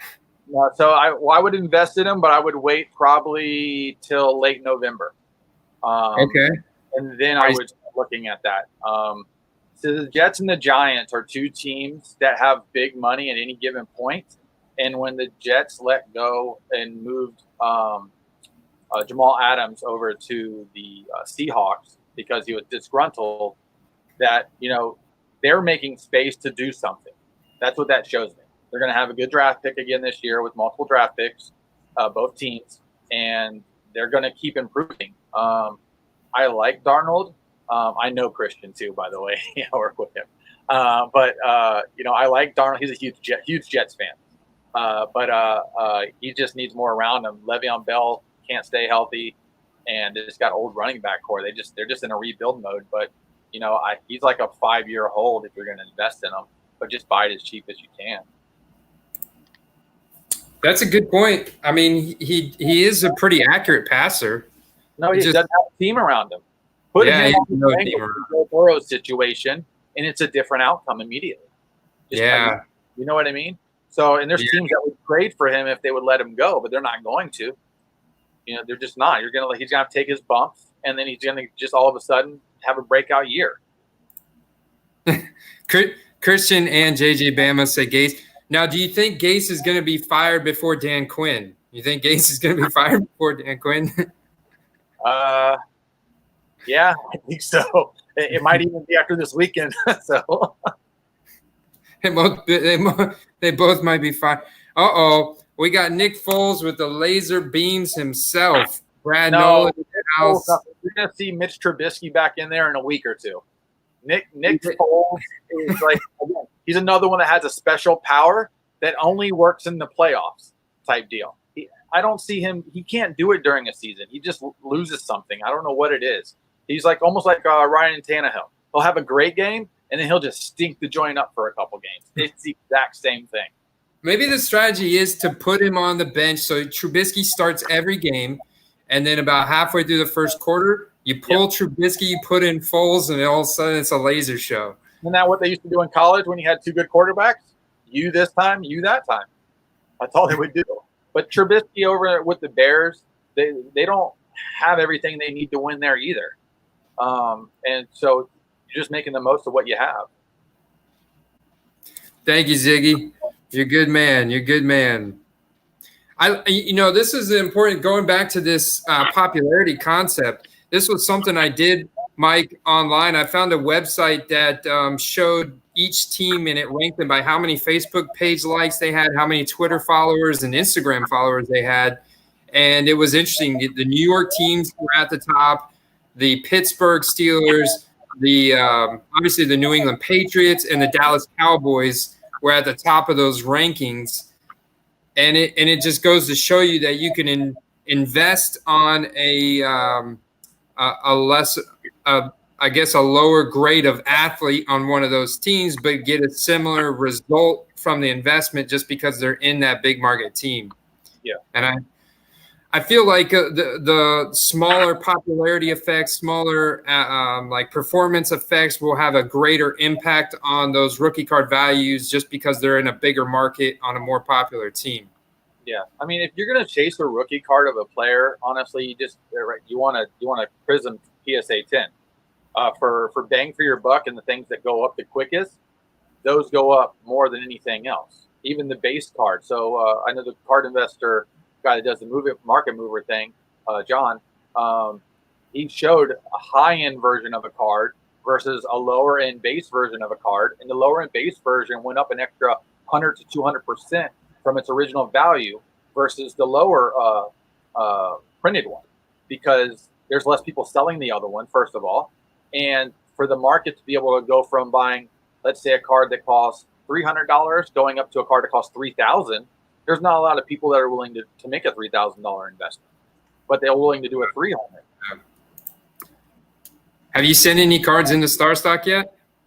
I have not. I have not. What are your feelings on Starstock? But when I go there to look at some of the stuff to buy, I think it's overpriced. I can buy it cheaper already somewhere else. So to me, it almost feels like there might be somebody else pulling the strings somewhere. That's the only thing that concerns me about that, is the prices are not matching the market on Starstock. And I've never seen a card come back from them raw that they grade an A and then have somebody send it in to see what PSA says. Whoever does that video online, they'll get a lot of views, because that's going to give you a really good idea of what their A looks like. And is it really an A? Because an A to me is a 9 or a 10, but you're hoping for a 10, but will they ever put A plus? You know what I mean? to where, from their idea, they think it's that. And the only way they can do that is if they can basically poach somebody from a PSA to come in and look at their cards to evaluate it, to say it's been evaluated by a grader, and this would be the best outcome for it. Just like if you go to a show and you have PSA or Becca do a raw grade and they put a little seal on it and put it in a pouch, and they do like a hand numbered based on their grade there. Usually if you send that card in, they just grab it, slab it up. Okay, somebody's already looked at it. Goodbye. And just move along with their life. But you have to pay twice to do it. But some people will flip a card. Like if you look on eBay, it'll say PSA 10 and it's handwritten on it with like a serial number that somebody just looked at it and reviewed it at a show from PSA. Guess you can trust that. But I've seen PSA 10s that are off center 60-40, and I'm like, how's that a 10? There's just no way. So I don't know how people get away with that. Yeah, that's a great idea. I'm definitely going to have to do that. I'm going to have to do that video, Mike, because I've got a lot of A's, a lot of B's. This last submission I sent in was a big mix of A's and B's. But the sales in general have definitely slowed down a lot. And I'm wondering if that is because the consumers are getting more educated. They're getting more aware of what else is out there in the marketplace. I feel like they've done a good job of SEO, because one of their founders comes from the app development world. The other one comes from FanDuel. So when you bring those guys together, I feel like they do a good job at SEO, search engine optimization. So maybe they're driving a lot of new traffic. Oh, 100%. Maybe their marketing is fantastic.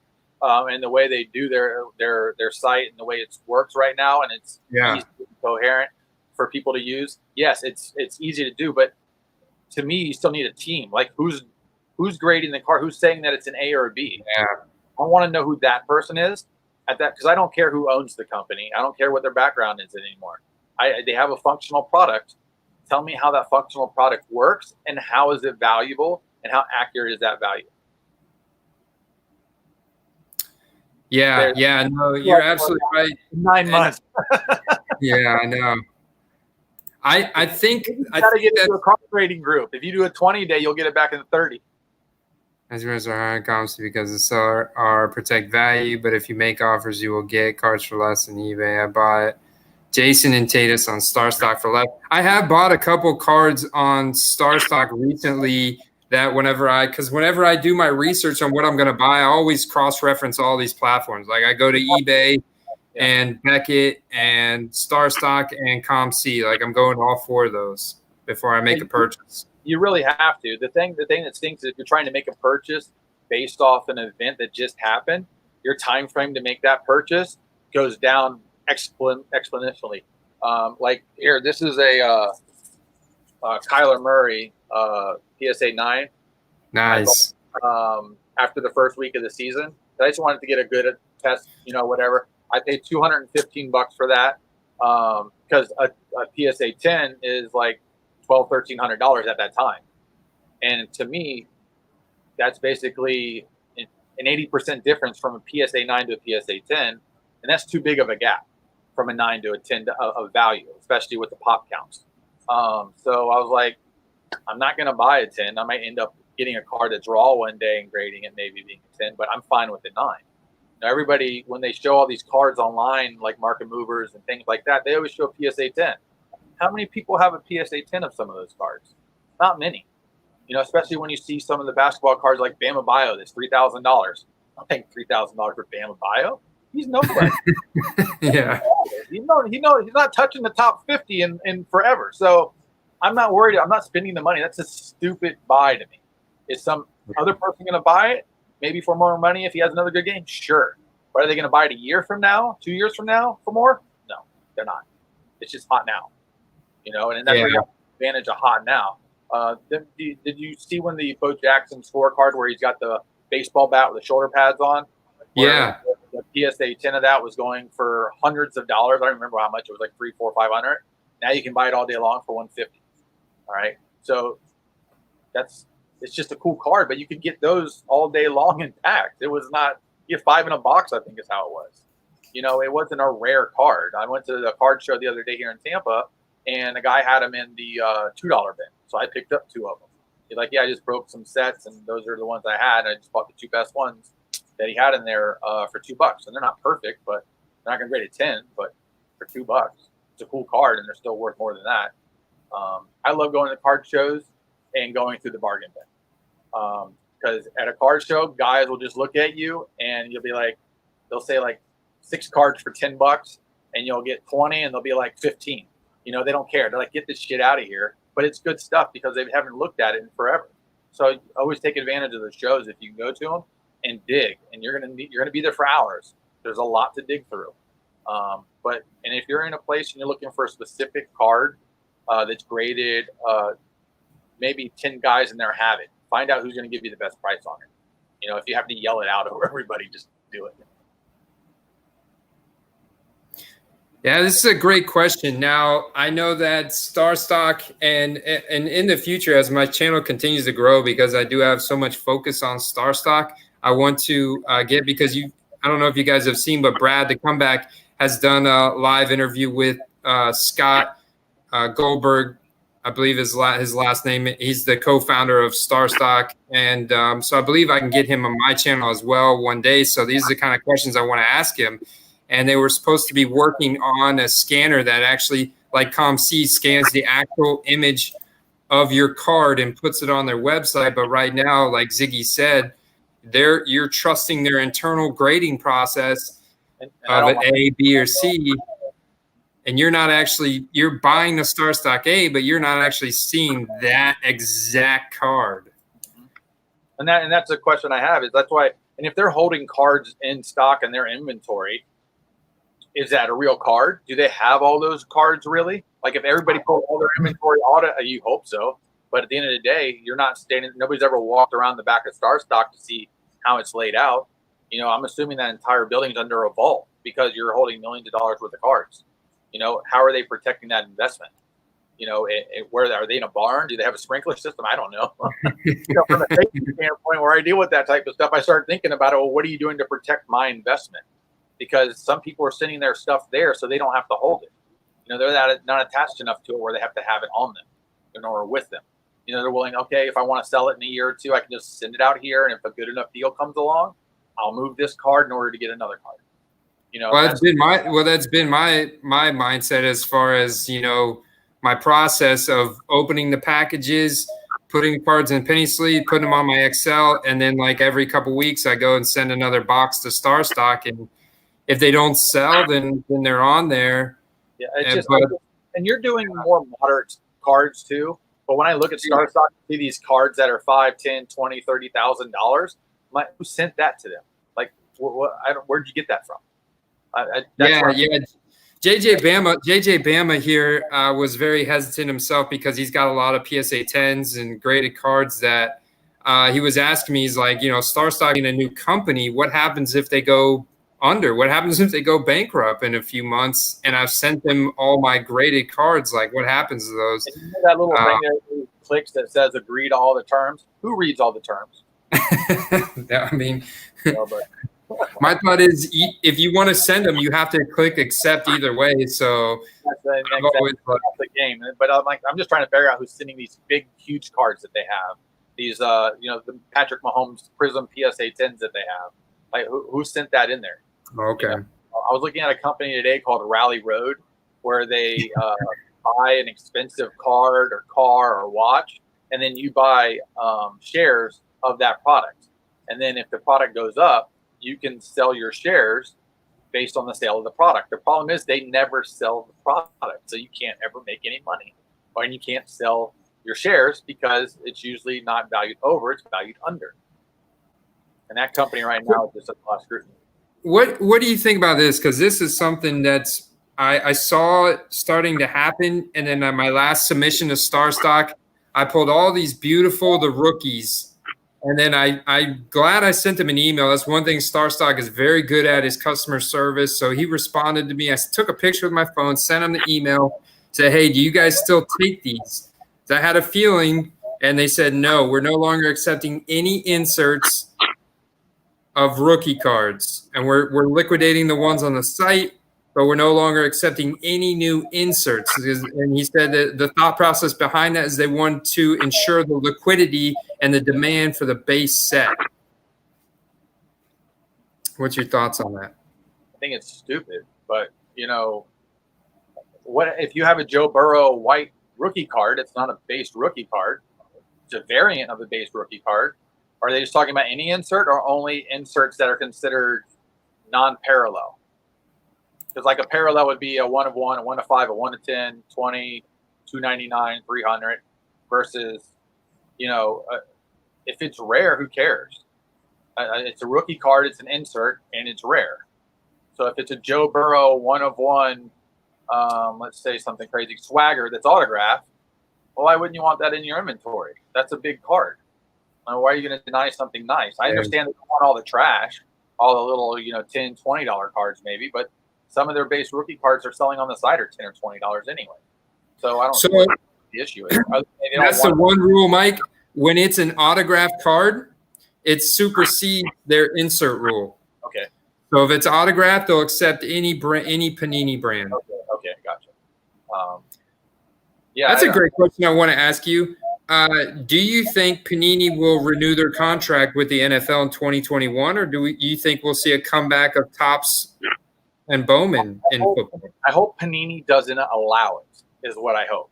I mean, not Panini, but the NFL doesn't allow them to have sole proprietary rights to the logos.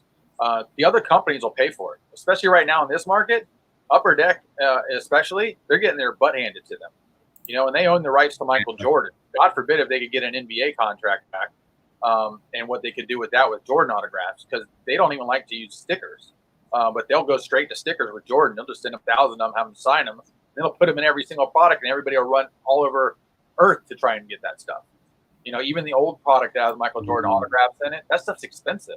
When that's the only really good autograph you can get out of it, it's still super expensive, just because you can possibly get a Michael Jordan autograph, and it's very hard. He's not one of those guys you can walk up to and say, "Can I have your autograph?" He's going to be like, "No." It's simple as that. No, move away. But I hope to God that we get more competition and we get other products, because I'd really like to see some of the products from Topps and Upper Deck come back in the modern era. You know, so one of the things Topps Chrome did this year is they went the same route as Panini, where they put a lot of color in the product, but it's not numbered. The reason you do that is because you can print a ton more of it, and you can always reprint it on a second run, because there's no credibility to it because there's no serial numbers. That's the trick to that. So ripping Topps Chrome Hobby this year has been fun. Every pack has a hollow foil card in every one of them. That never used to be that way. You rip it, that's cool. Anything. Usually get a rookie card in a hollow foil every pack. You know, and it's like, it's exciting and it's fun, and there's more than enough market to eat it all up. But they finally went that route, which Panini's already been doing for a few years. Just got to sell out to that Chrome. Yeah. Well, imagine if Topps Chrome can come back in and start doing basketball again. Imagine how crazy that would be. Because think about it, your big Kobe cards, your LeBron cards, Topps Chrome's one of their nicest cards. All their stuff came from Topps, you know, or Upper Deck. It wasn't from the other companies at that time. That is, man, that's fantastic insight, Mike. I've learned a lot from you tonight in this short hour and a half, bro. Burning right through it. Yeah, man. So this weekend, I kind of just was going through my initial. We've got a lot of high over-unders in Vegas. The Chargers are playing in Tampa. We're not open to fans yet, are we, in Tampa? They were supposed to be coming back this week. I thought this was the week we were supposed to start getting fans. If not, if they're not going to do it, they're going to have to hold out for the Packers game. Mm. And then I know we're playing. I want to go to the Packers game. So whenever that huge, happens, I'm going to try tickets for that because to watch Tom Brady and Aaron Rodgers play against each other, that's not something you've seen a whole lot ever. So that's true. That'd be awesome to just see that one time. That's true. That's a Super Bowl matchup right there, like back in the day. So to see that during the regular season now, that's cool. And Rodgers is still playing really well, and He's the Packers are elite. Underrated star quarterbacks. Russell Wilson was underrated until especially lately. But Aaron Rodgers is underrated. His cards are still underpriced for how good he is and how good he's been. I don't think he'll win another Super Bowl, and if he does, it's not with Green Bay. I see him moving on in the next year or two. Jordan loves the new guy, just like when he was there and Favre was there. They're doing it again. I think they got the right guy, and they'll let the other guy go and just move along with it. But I don't know where Rodgers ends up moving forward. For all we know, he's on the Bears. So, if you do kind of like Favre did, try and stick it to him by going to another team within the division. So I don't know. He may go to just one of the other teams that just need a quarterback at a time that have a good, solid team around them. But one of the things with football, we've been so spoiled with the quarterback play for the last 10 to 15 years. You have so many Hall of Fame quarterbacks at one time. We're going to probably hit a 5-year skid to where one quarter of the league's good. The rest of them are just so-so. That's just how it's going to be. You're going to have a good game and a bad game, a good game and a bad game. You're not going to have the elite. I think Patrick Mahomes will be the elite quarterback for the next decade. Just flat out. I think Lamar Jackson and Deshaun Watson are going to have injury problems. And just as soon as the team depletes around them, they deplete themselves. So, they're only as good as the weapons around them. Mahomes seems like one of those guys that can make anybody good. So yeah, but just on the current, I can't count out Russell Wilson for this year. Sure, but Russell Wilson, he's going down too. You got Russell Wilson. You have Aaron Rodgers. What do they have? 3 years left in them, maybe. 3 years.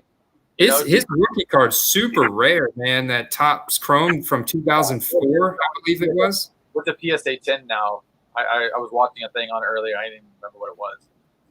But if I was going to buy one, I would try and buy raw, not a graded one of those. I think the graded ones are starting to get to the stratosphere here. And I think the raws haven't caught up to that price range grade yet, to where that big gap is in between a really good raw card versus a decent PSA 9 or a solid PSA 10. My thing with Russell Wilson is in 3 to 5 years, do people think about Russell Wilson? Do they say, oh, he was a great quarterback? Or does he get lost in the shuffle with the Tom Brady's and the Aaron Rodgers and the Ben Roethlisbergers? You know what I mean? That's really what it comes down to, especially if they don't win this year. He's got to and keep it in the forefront. Otherwise, the market will rise to him, rise to his play. Everything will go up. But as soon as he's out, just like we saw with basketball, everything started shooting straight down. Because people want to turn on investment as quick as possible, and they want to move it somewhere else. That's the market we're in. That's why you're always wanting to be in front of that market. Just like the stock market. You'd rather be a day early than a day late. Yeah. That's what I've been telling people, and what I've been doing is not like Drew Lock is a prime example. And I'm glad I sold all my Drew Lock rookie cards the first week of the season because there's no way I would get the same price now for them. He may come back. It's just Ripken's starting this week, and all of his cards are already going up. And I'm like, he's not a good quarterback. He's just a replacement player at this point, and that's why they went out Bortles. So it's like, what do you do? You know what I mean? Drew Lock is their future, but he's just hurt. He unfortunately got hurt. That's all. Yeah, I heard someone even talking about possibly investing in Ripien because his grandfather, his dad played for the Redskins way back in the day. No, his grandfather. I wouldn't do it. No, he's not his daddy. Yeah, I feel like the Cowboys is another one. I feel like they're a really high performance offense. Obviously, they have the weapons, but I feel like once they get to the playoffs, they'll probably be one of the first teams knocked out. 100%. I hate to say it, but that's just their MO. Their defense isn't good enough. Their defense isn't good enough. No, they've focused on offense for so long at this point that they haven't. But again, that's a team that can go out and buy a bunch of people if they're available. They just haven't done it. I'm surprised he hasn't done it yet because his time's running short with the team he's going to have. I'm assuming if the Cowboys don't do something great this year, you're going to see them sell out next year. They're going to go out and get whatever they can to try and win, because that's just how Jerry Jones is going to operate. He's getting older too, so he's only got so much left. I love Tony Romo, and the thing with Tony Romo is, unfortunately, when he played, he was also a bearer of a lot of bad games that happened to where they just ended up not winning and never getting where they really needed to all the time. But I think his longevity with being a great football quarterback and probably going to be the premier, news guy, or what is it called? Commentator. Yeah. Commentator for the next 25, 30 years. He might be our Joe Madden, or John Madden moving forward. His insight, he'll call something in a game and then you watch it happen. Nobody else does that. Even the other players that do it. They don't say, oh, you're going to run this play right here. He's going to swing it out to the guy, and then they do it. I mean, that insight is just so valuable, and everybody loves it. It comes off smooth. So I think his spotlight within the sport will always be there. And over time, it'll have a slow, gradual increase. And plus, he's kind of forgotten about it as a player, so you can probably go pick some of the stuff up relatively cheap. But I don't consider him a forever player. Like, he's not going to fall in my forever bracket. He's just that guy that'll always be around, be interesting, but never be at the top of the mountain. Yeah, for sure. Couldn't agree with you more, man. And like Ziggy said, yeah, big game this week. And that's the highest over-under on the entire slate is Cleveland at Dallas Sunday at 1 o'clock. And they better watch Cleveland, because Cleveland's one of those teams, as bad as they can be equally as good at any given point. And if they're going to just rely on Chubb to run and Dallas's defense starts sucking up to that, then they're just going to start dropping the ball through the air. It's going to be easy for them. I mean, I wouldn't be surprised if it's like a 38-42 game. That's really what I would see it as. Yeah.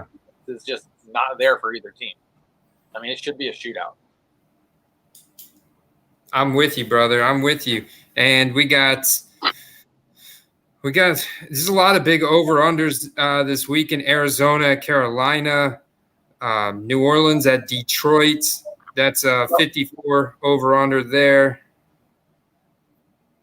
Minnesota at Houston. A lot of people invested in Teddy Bridgewater, especially when they thought he was finally going to go to the team and get to start again.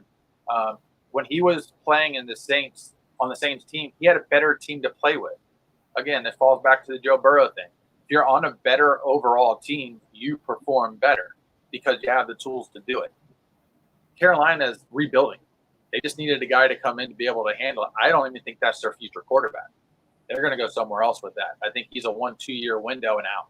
Or he just – No, yeah, and that's the difference between Teddy Bridgewater as a flip target and, it depends on how closely you want to correlate like the weekly ups and downs and ebbs and flows of fantasy football with actual cards, because cards are more of a longer term investment vehicle. Certainly it makes way more sense to have a Hall of Famer, a guy that's going to get MVP, playoff contention, Super Bowl contention, like Russell Wilson, that we're looking at, than Teddy Bridgewater. It's not even that Russell Wilson's playing good. He's playing great.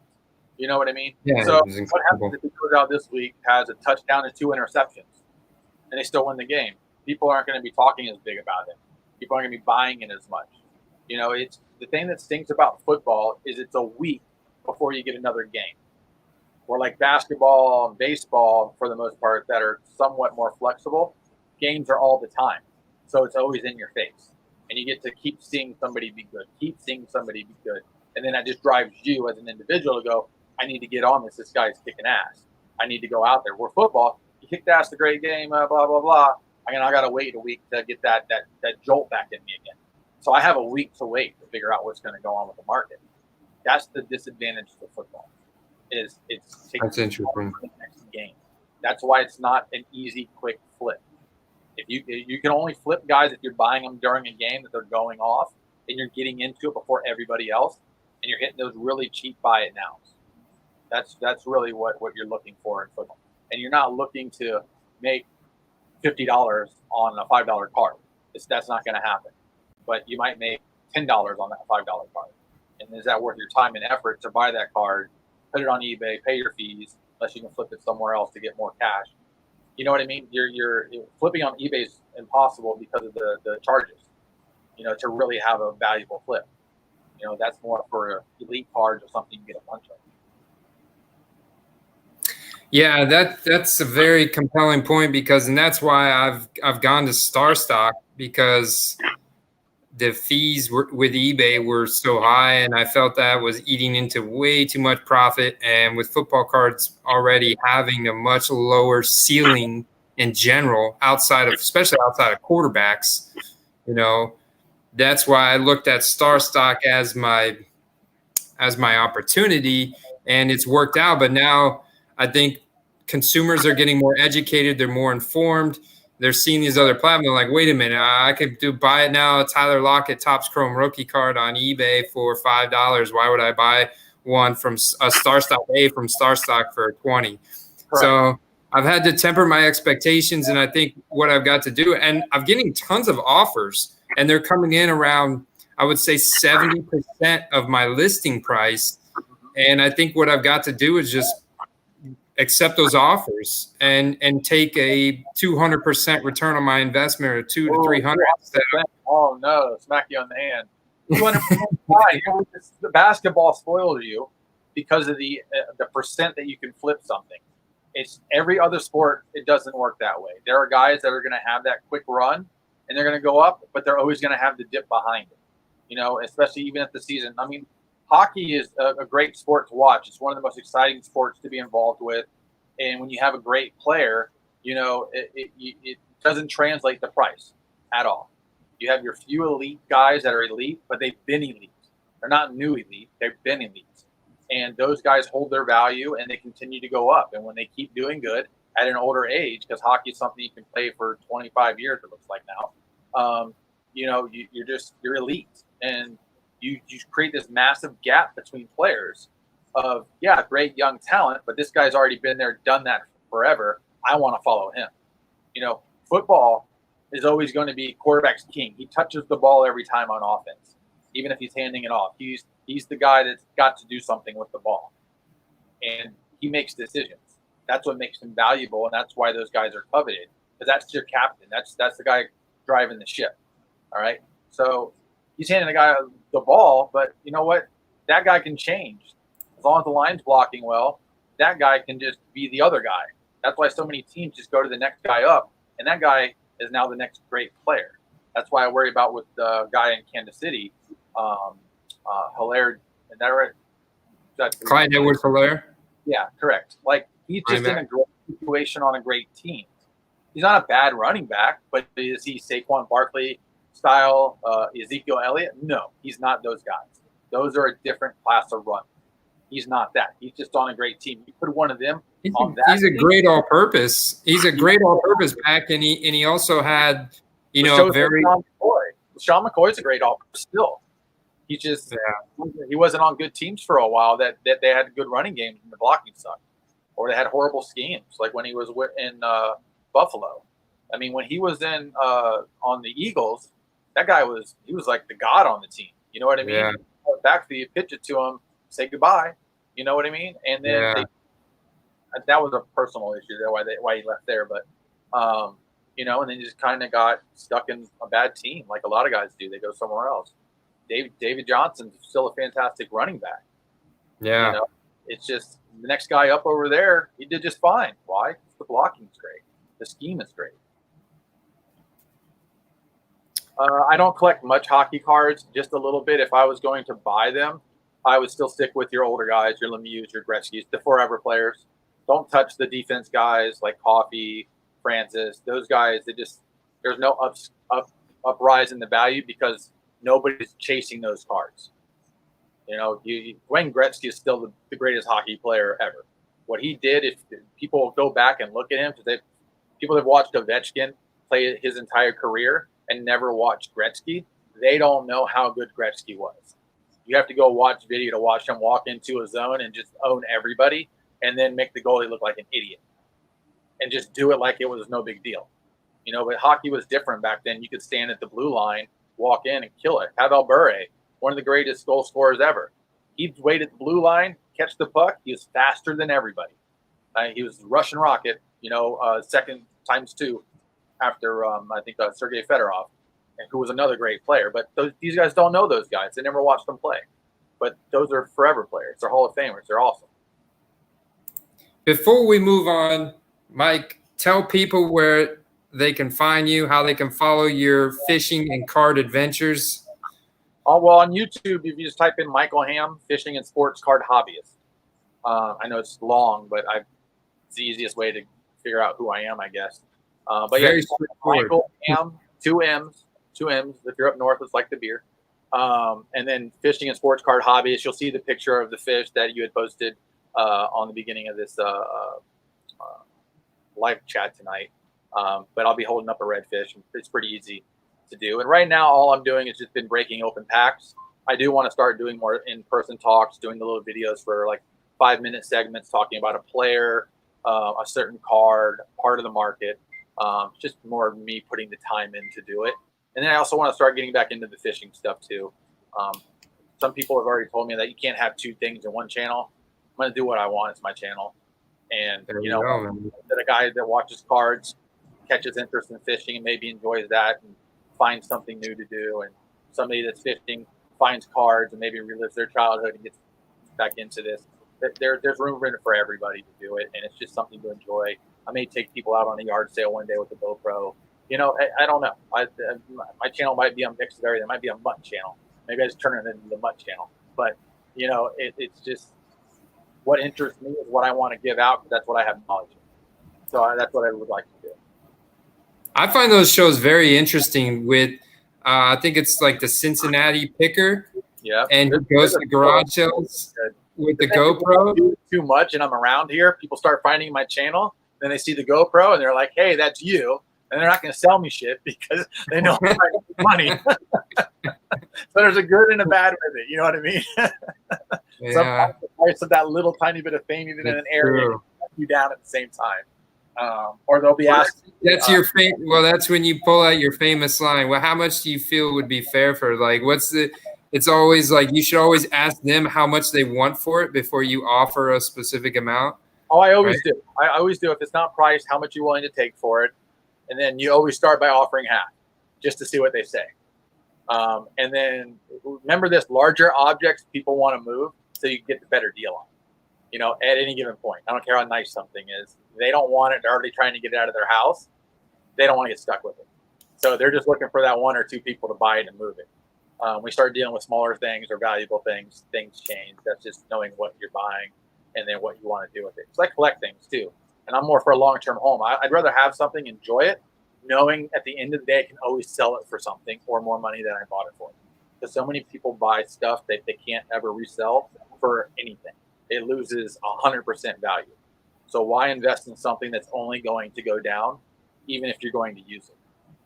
That's the benefit of you buying a higher-end product. You get better quality. Yes, it costs more, but at the end of the day, you can get a return on it, whether it's what you paid or more than what you paid. So that's how I think about things more often than not, which is good and bad at the same time.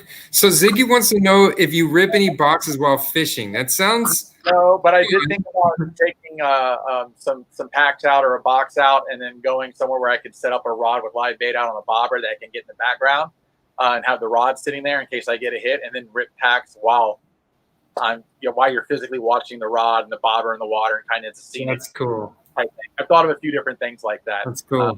I don't want to rip a pack on a box because the boat's moving. God forbid I get a good card and it might drop or something. That's just a bad environment to be in.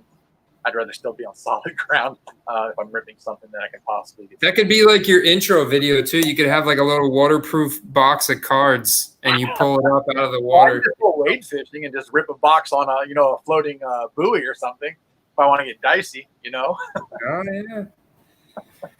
There you go, man. I love it. Well, I think we should wrap it up here, man. It's an hour and 49, but this has been a blast. Thank you so much for coming on the channel, Mike. Yeah, he does. I saw you did some Pokemon breaks the last couple videos. Yeah, because the new release Pokemon, there's a Charizard you can get out of it worth like $600 to $700 straight out of the boxes. So it's the same as sports cards. Pokemon's just as big as sports cards. You know, go look up the original Charizard in a PSA 10. You can go buy a house with it. You know, it's crazy, and it's stuff that most people that did Pokemon in the 90s, mid to late 90s, they had the card. They had multiple of them, but they just threw them away, sold them at a yard sale, or they don't even know where the hell they are. That was me. Yeah, almost all first. So if you wanted a first generation Pokemon pack right now, where it says first issue, it's $10,000 a pack. Holy cow, dude. Yeah. How many of those probably open up? Yeah. So, okay. So you probably opened up like $1 million worth of packs possibly at one point in your life. Yeah. I'm pretty sure I did. So yeah, remember this, everything that's a hobby has a high and it has a low, you know, but putting the knowledge in to know what that is, you know, where you want to be. You know, I try to learn about coins all the time and variations, but God forbid, that is so convoluted and there's so much of it that it's almost too daunting to get into. If you're going to do it, that's your only hobby is coins. Don't pick another hobby. Yeah. It's so complex. You'll never, ever give people change, ever. Once you figure out a little bit about it, you'll never do it. You'll have to look at every single thing, because a stupid quarter with some wrong print on it that you think is just a mess up, that error is worth $1,000 now. So that stupid quarter that's a 2020 is worth $1,000 because it got misprinted on the die or something. Again, there's a rabbit hole. If you want to do it one day, enjoy it. You'll be doing it for a while, but you'll never give anybody change. I look at all the serial numbers on my bills, because certain serial numbers people will buy. That's right. So, you know, like I have bills that have birth dates on them, exact numbers for a birth date all the way out. If that's your birthday, you go find that bill somewhere else, because you're not going to. It was only one print run for that series, one. So I have that. Think of it as a one of one. So those things exist, and they're worth $5, $10, hundreds, thousands of dollars, and it doesn't have to be old. It can be literally fresh, brand new 2020 stuff. Again, a whole other rabbit hole, a whole other direction, and I know 1% of it, and I know enough to be just dangerous enough that I know what I'm looking for, but not enough to know that I can just remember I need to look for a 1998 close AM penny. But if you find one, it's worth $2,000, by the way. Incredible, man. Incredible. So many opportunities out there. Yep. So many opportunities out there. Well, I want everybody to go and subscribe to Michael Hamm Fishing and Sports Card Hobbyist and follow along his journey. I'm excited to see you do some new videos on fishing and investment advice. You're clearly a very avid investor, and not just – I would love to see these garage sale videos too, now that COVID's starting to go away and stuff like that. If you can't sneak here, I just came back from Indiana, and what's funny is since I was on vacation, I was able to go, but most of their yard sales are on Thursdays. So I went to like 26 yard sales on a Thursday, because if one person in the neighborhood up there has them, they all have them, because winter's coming from them up there, and they're not going to be able to have a yard sale for 5 to 6 months. It's too cold. It's snowing. It's nasty out. They don't do that. Because they'll literally have a yard sale from 6 a.m. to 6 p.m. Where here, you know, it's from 8 a.m. to 12 maybe. It's too damn hot. Yeah. Yeah. So it's completely different up there than it is down there, and they have much better stuff up north than we do down here. Everybody's a transplant down here, so it's harder to find better stuff. Where up there, the older stuff, the older cards, for instance, and that type of stuff, you can find that up there if you know what you're doing, you know where you're looking.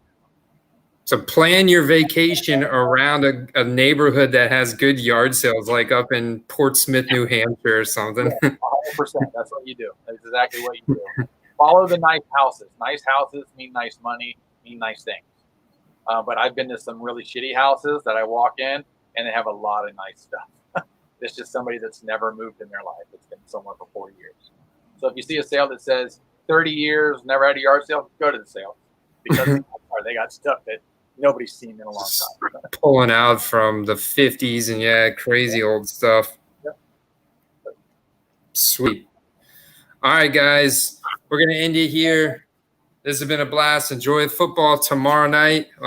Denver and New York Jets. Not anything too exciting, but And I'm go sure there'll Rays. be some good YouTube content on the interwebs. So Yeah, that and go Rays. You know, like we got to keep our Tampa championships on the roll. So yes, sir. get them moving along, and then have the if the Bucks host a Super Bowl, I may have to come up with a lot of money, or I'm gonna have to try and get it on the halftime show. I gotta get in the stadium somehow. Yeah, we got to figure out a way to sneak in, man. Yeah, well, I already saw that they were applying. I have jobs applying for security and stuff, but they're like, I'm not waving a wand around outside if there's a game going on inside. No, So, no, you'd rather be. yeah. But I know a lot of people when the Super Bowl was here last time that they helped out at the halftime show where they have all the fans run out around the stage. You know, those are people that just applied for it. They actually pay you for it, and you get trained on it, and you get to go and be on the field during halftime and whatnot. So I may look into that, but because I'm assuming if it's Super Bowl is in Tampa and we're in it, probably be like $5,000 a ticket to start just to get in. So and people around here will pay for it. Go Bucks! That's right. Go Bucks. And just started liking them this year. Go Brady. All right, I appreciate it, man. Thanks for having me on. Hopefully, we can do something like this in the future, and maybe a bigger group or something like that. Get a good debate going. Yeah, man, that sounds like fun. All right, and then reach out to me. We can get together and get you that car.